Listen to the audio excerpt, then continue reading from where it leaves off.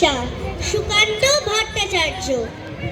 বদ্রীনাথের সর্দি হলো কলকাতাতে গিয়ে, আচ্ছা করে জোলাপ নিল নসিনাকে দিয়ে।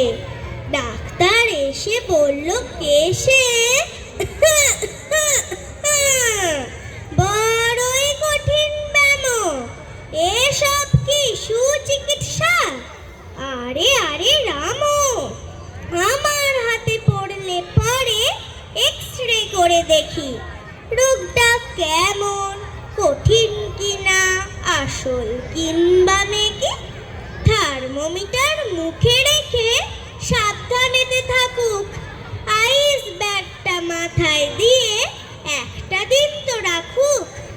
ইঞ্জেকশন নিতে হবে, অক্সিজেনটা পরে, তারপরেতে দেখবো এ রোগ থাকে কেমন করে।